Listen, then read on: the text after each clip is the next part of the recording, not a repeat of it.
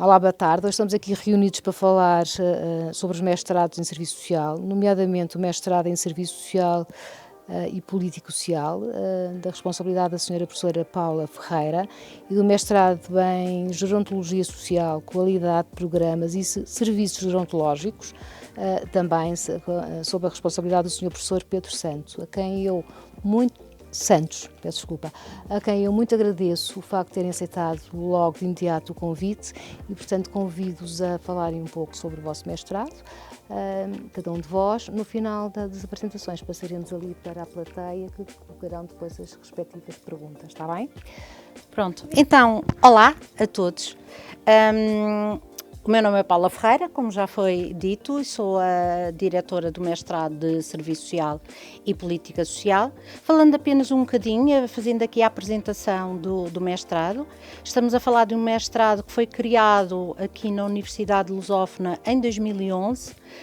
No entanto, em 2023 nós sentimos a necessidade de reestruturar o curso, adaptando àquilo que são as necessidades hoje, aquilo que são os novos perfis de candidatos e as exigências do mercado de trabalho e, portanto, fizemos uma proposta de alteração do plano de estudos e da estrutura curricular do mestrado. O que é que esta alteração vem trazer? Vem trazer uma coisa que para nós era essencial, que era criar um produto que fosse diferenciador.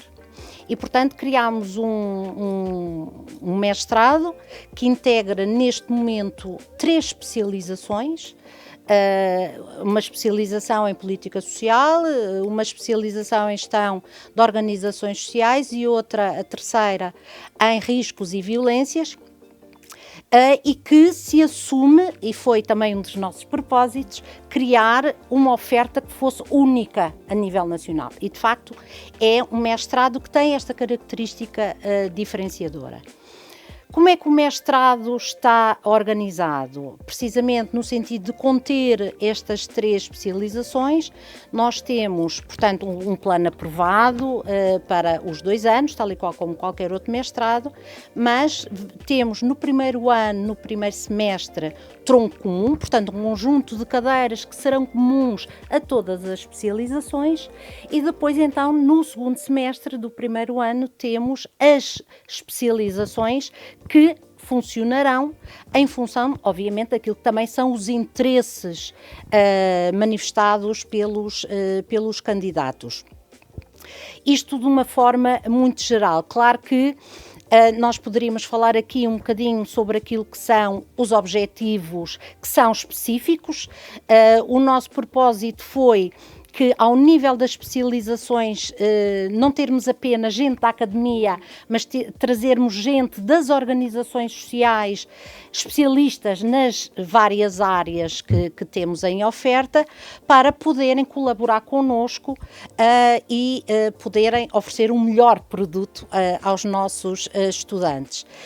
Uma outra preocupação que procurámos integrar aqui quando desta reestruturação foi efetivamente fazer algo que todos nós reconhecemos como importante, que é de termos produtos integrados, com perspectivas diversas e, portanto, as especializações permitiram-nos isso. Dependendo da área que estejamos aqui a falar, nós podermos ter aqui uma equipa multidisciplinar com pessoas do serviço social, da gerontologia, da sociologia, das ciências jurídicas e um conjunto de outras que são e que fazem sentido para nós ao nível daquilo que é cada uma dessas especializações. De forma geral, era isto que eu queria dizer. Não sei, Pedro, queres avançar já? Posso avançar? Pode? Pode, claro. Sim. Agora fala. Então, muito boa tarde a todas e a todos. Eu estou à frente do mestrado em Gerontologia Social, numa continuidade de um processo já longo. O mestrado em Gerontologia Social tem mais de 20 anos.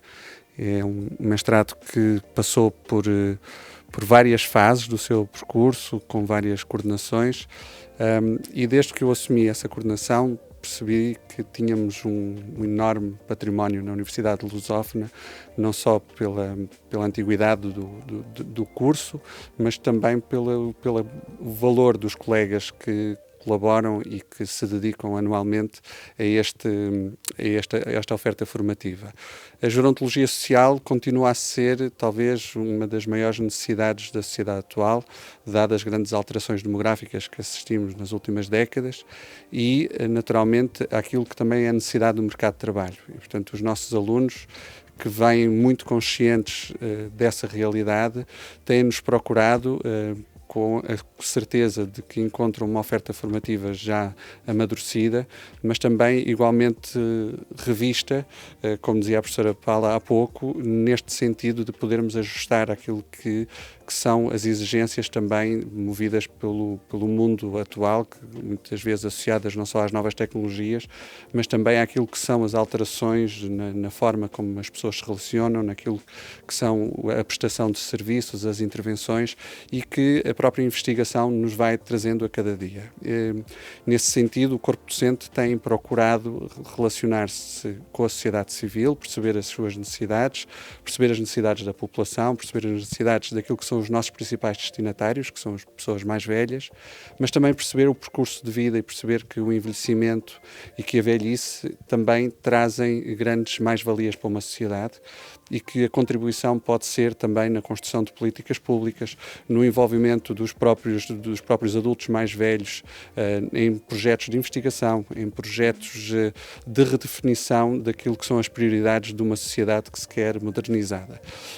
Eu penso que quando alteramos e tivemos esta revisão que propusemos à A3ES, de mudar ou adicionar um novo nome para mestrado em Gerontologia Social, qualidade de programas e serviços gerontológicos, tivemos precisamente essa ideia, esse propósito, essa consciência de que intervir numa sociedade implica também fazê-lo com qualidade. Fazê-lo com qualidade significa naturalmente um propósito que é obviamente muitíssimo bem intencionado, que procura ser realista e não baseado em expectativas apenas, mas sobretudo que também possa ser comprovado através dessa evidência que os serviços onde nós atuamos e onde os nossos alunos rapidamente vão atuar têm qualidade e, portanto, que os programas e os serviços onde trabalham e com as pessoas com quem trabalham sejam também avaliados, mensurados e produzam evidência científica. E por isso eu penso que as nossas teses, as nossas dissertações têm sido também muito valorizadas pelas instituições com quem vamos colaborando e, de alguma forma, posso dizer que nós temos 100% de empregabilidade, porque os nossos alunos, quando saem do mestrado, antes mesmo de sair, já estão claramente sinalizados pelo próprio mercado de trabalho, pelas universidades, pelos centros de investigação e isso diria que, neste momento, o mestrado em Gerontologia Social continua a ser qualquer coisa que eu acho que é muito recomendável para a sociedade e, em particular, para o desenvolvimento dos nossos estudantes.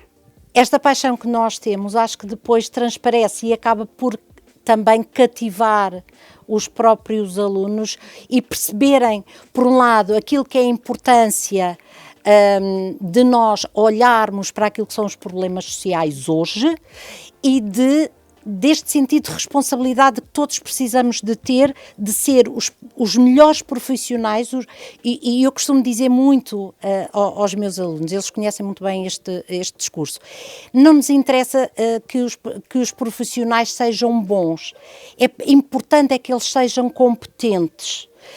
E de facto, hoje em dia, aquilo que são os desafios que nós temos nas nossas sociedades exigem, se calhar mais do que alguma vez o exigiram, profissionais investidos, competentes e que tenham este sentido de responsabilidade que nós procuramos transmitir também pelo exemplo.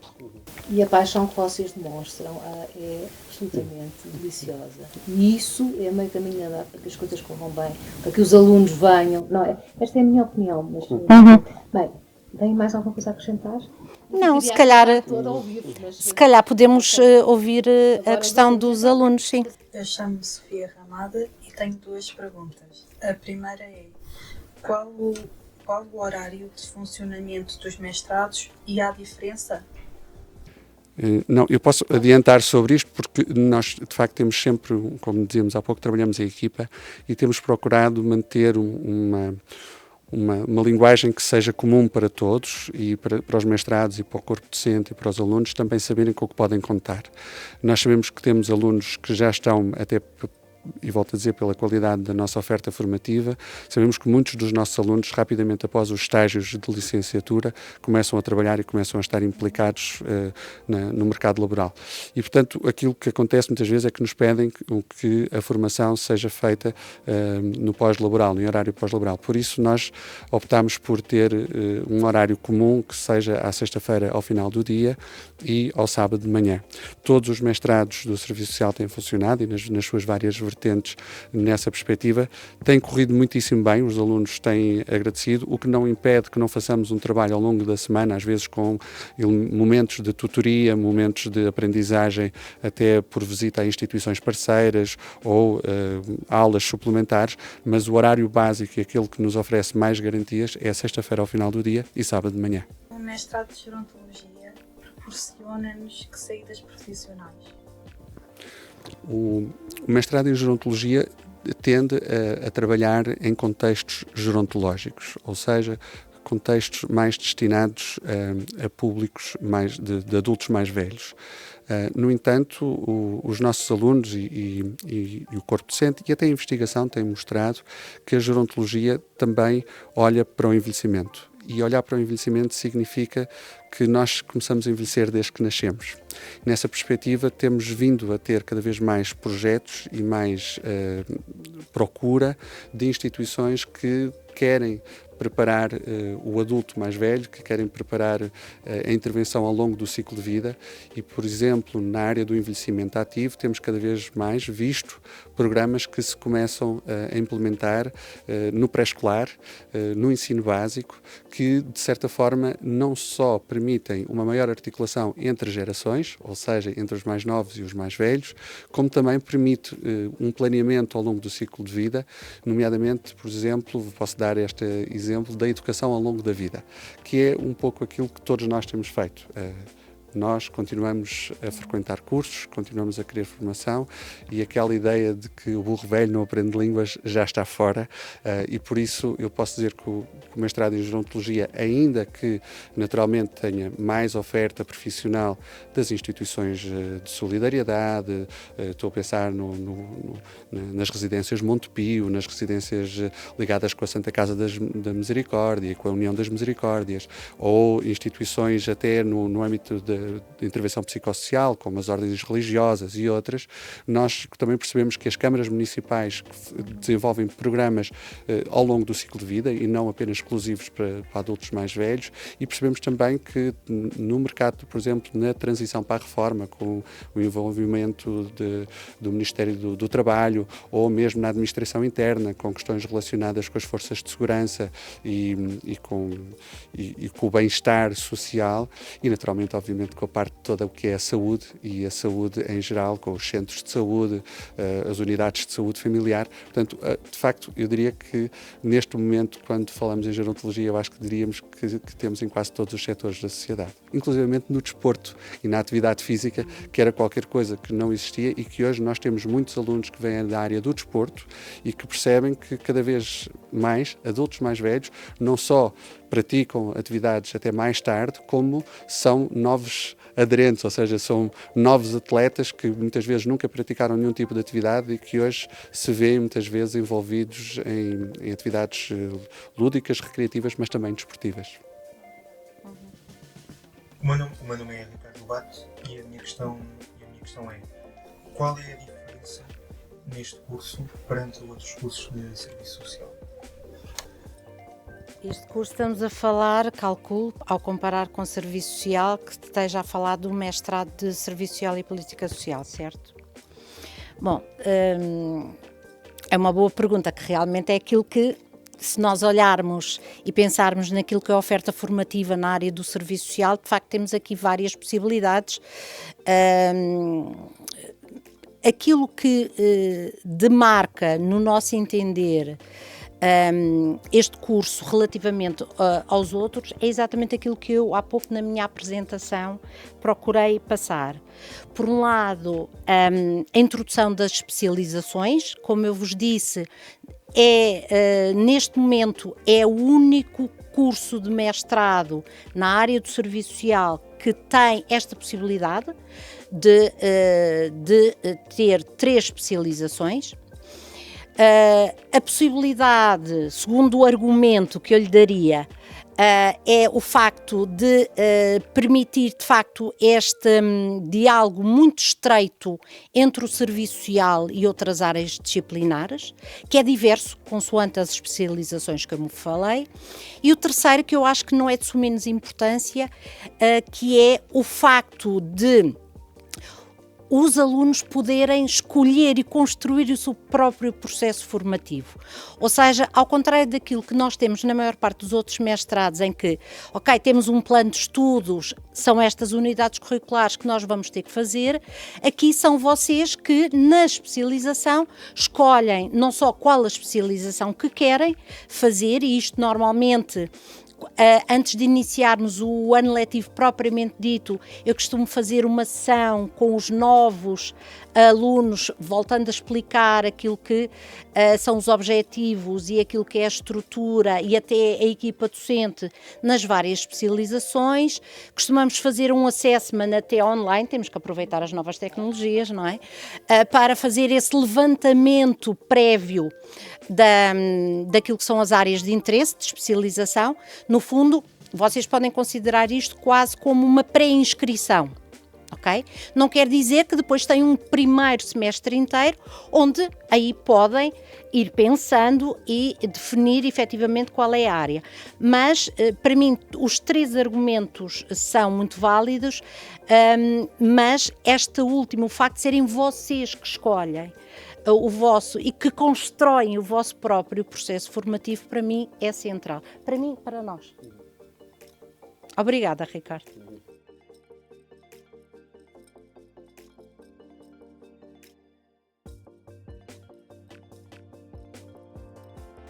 Hola, soy Lidia, soy una alumna Erasmus y quería preguntar si yo podría hacer un máster en esta universidad y qué máster se ofrecen.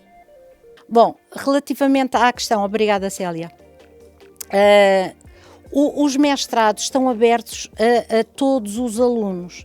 Há de facto um conjunto de critérios, de pré-requisitos que têm que ser cumpridos, mas só para dizer, o ano passado, e já olhando até para o próximo ano, nós temos alunos que concorrem aos vários mestrados, e aqui falando nomeadamente de serviço social e de gerontologia, de alunos que vêm do Brasil, que vêm de países africanos. Neste momento temos uma novidade que são, sobretudo, alunos que vêm da Nigéria. Claro que há que ter presente que as aulas dos nossos mestrados funcionam em português, mas há de facto um acompanhamento especializado no caso dos alunos estrangeiros, no sentido de lhes permitir o acompanhar aquilo que são as aulas e depois aquilo que é algo que a Universidade oferece, que é os cursos de português para alunos estrangeiros, para permitir essa maior facilidade do ponto de vista de integração. Agora, só para rematar, dizer que, efetivamente, estamos num espaço aberto, onde a formação é para todos e onde todos são bem-vindos. Obrigada, Célia. O meu nome é José Rodrigues e a minha questão é como é que funciona o método de avaliação no mestrado de Serviço Social e Política Social. Essa é sempre daquelas questões, não é, que os alunos precisam sempre, perguntam sempre. Bom, quando falamos no mestrado, obviamente estamos a pensar num grau onde, nomeadamente do ponto de vista dos objetivos, o que se pretende, sobretudo, é adquirir competências do ponto de vista da capacidade de refletir sobre aquilo que são as várias temáticas, sobre aquilo que vai sendo ministrado, e isto é válido quer para o mestrado de Serviço Social, quer para o de Gerontologia, porque tal e qual como disse o professor Pedro, os mestrados, sendo diferentes, tendo objetivos distintos, de facto têm esta comunhão do ponto de vista orgânico, do modo como pensamos e o estruturamos.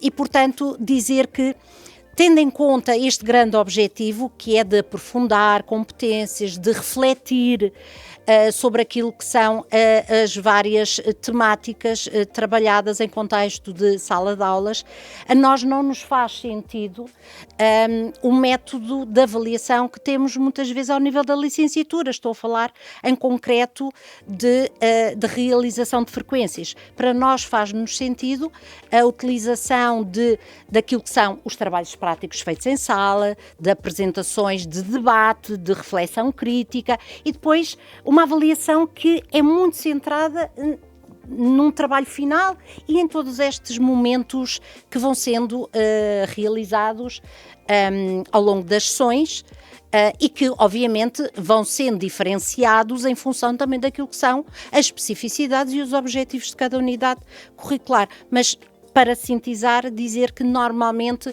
não temos exames, obviamente temos do ponto de vista institucional para um aluno que por alguma razão não tenha conseguido entregar, imaginem, um trabalho final naquela unidade, mas em regra este é o modelo de avaliação que nós temos instituído nos nossos mestrados. E em termos de metodologia depois no desenvolvimento e nas aulas, como é que funciona? É o mesmo da licenciatura? O professor apresenta a aula normalmente ou existe uma diferenciação? É algo mais prático? Mais participativo. Vamos colocar a coisa assim. Como eu vos disse, nós não podemos, e é importante fazer essa distinção daquilo que são os objetivos da formação de primeiro ciclo, daquilo que é o segundo ciclo. Precisamente, e face àquilo que foi a explicação que eu acabei de dar, obviamente a nós interessa-nos que as sessões, até porque são curtas, cada unidade curricular, só para vocês perceberem, tem a duração de 24 horas, 6 sessões intensas de 4 horas, e portanto são espaços, sobretudo, mais do que de aprendizagem clássica em que um professor vai e debita, o que nós procuramos nos dois cursos, e aqui eu falo pelos dois, Pedro, depois me poderás corrigir, é termos espaço para podermos refletir em conjunto. E, portanto, a utilização de metodologias, e foi assim que colocou a questão, nós procuramos que elas sejam o mais participativas possíveis, o mais ativas possíveis. A lógica de um aluno que vai para ouvir não nos interessa. Sim, sublinhar essa noção que eu penso que está muito clara de que hoje o acesso ao conhecimento é muito mais generalizado e, portanto, nós sabemos que muitos dos nossos alunos, felizmente, e a faculdade, e as diferentes faculdades, a universidade em si tem proporcionado isso, mais acesso ao conhecimento e outras formas de acesso que não apenas através da sala de aula, e nós sabemos isso e incentivamos esse estudo autónomo e essa pesquisa autónoma da informação. Por isso a sala de aula acaba por ser, e só sublinhar esta ideia, um espaço de reflexão, de pensamento, de crítica, e, sobretudo, este pensamento ser uma vertente de expansão do pensamento, ou seja, que a partilha entre um conjunto de pessoas que estão motivados para aprofundar conhecimento numa determinada área, lhes permita também crescer e desenvolver as suas competências de reflexão crítica, e isso é naturalmente adicionado pelo convite que fazemos a muitas instituições e outros docentes de outras instituições que venham cá partilhar convosco os seus conhecimentos e as suas experiências, ajudar-nos a pensar e a ter outras perspectivas, outros pontos de vista, e depois também ter por fim esta noção de que queremos muito que os nossos alunos sejam adultos competentes, como dizia a professora Paula há pouco, na sua vertente laboral e não só.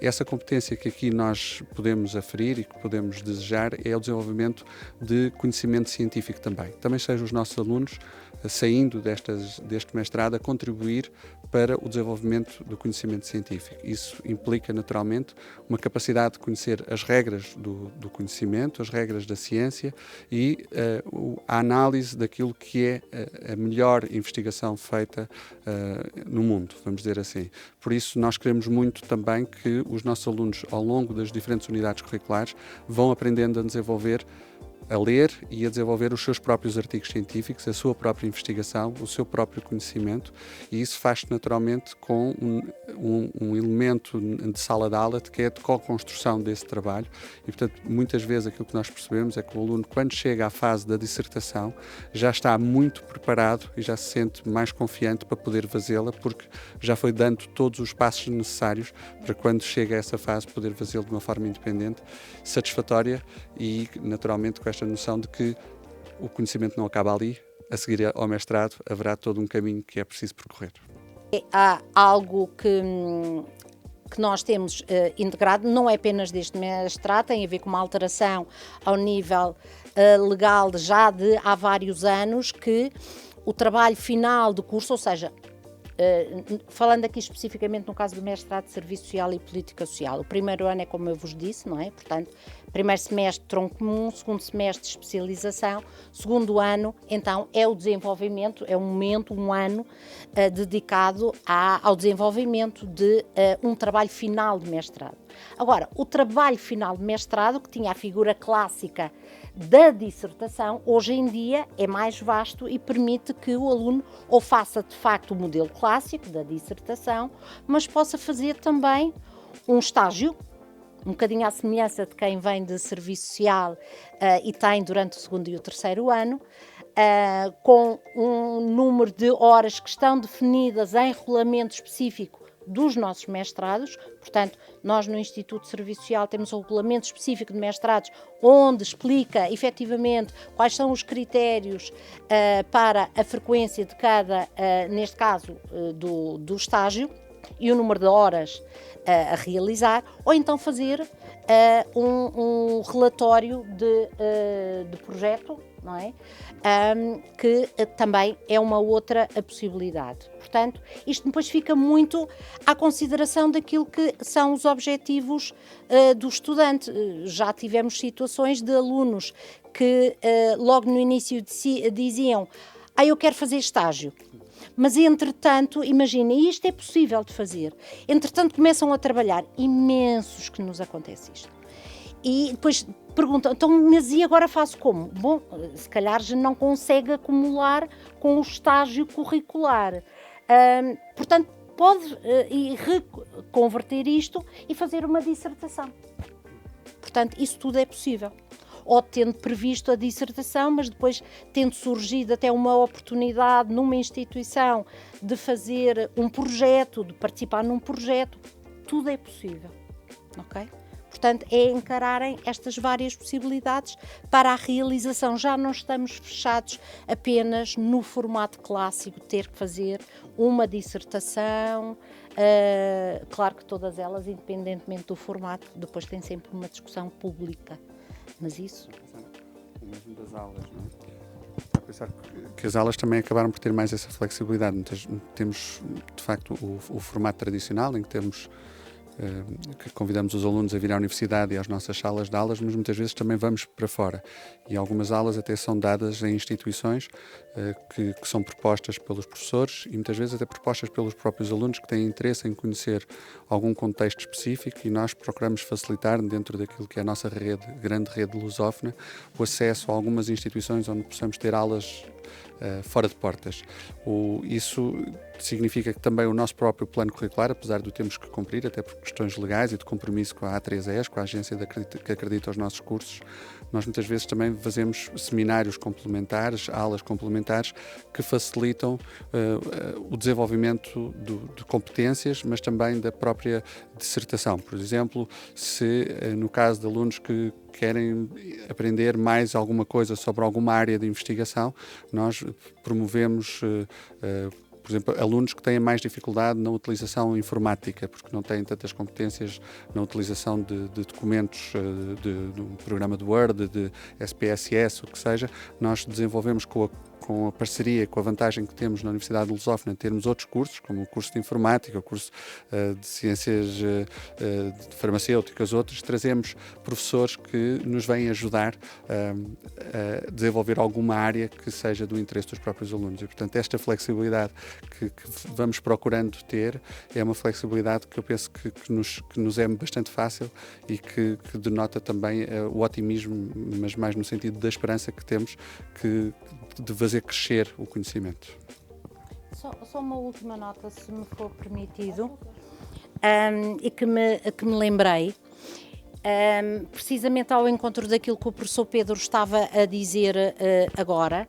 Nós nos últimos anos temos organizado e temos procurado, exatamente porque percebemos e conseguimos identificar algumas lacunas em determinado tipo de competências, ou entre aulas, espaços de paragem, ou mesmo antes do início do ano letivo, de organizar ciclos de workshops, penso que também seja isso que estavas a falar, que visam exatamente trabalhar estas competências ao nível da investigação, ao nível de coisas tão básicas como escrever, saber escrever um texto científico, como saber fazer uma boa pesquisa e retirar o máximo proveito de uma pesquisa, a questão da investigação e, portanto, um conjunto de workshops que vão mudando em função também daquilo que são os assessments iniciais que nós fazemos com os nossos candidatos e que a cada ano mudam,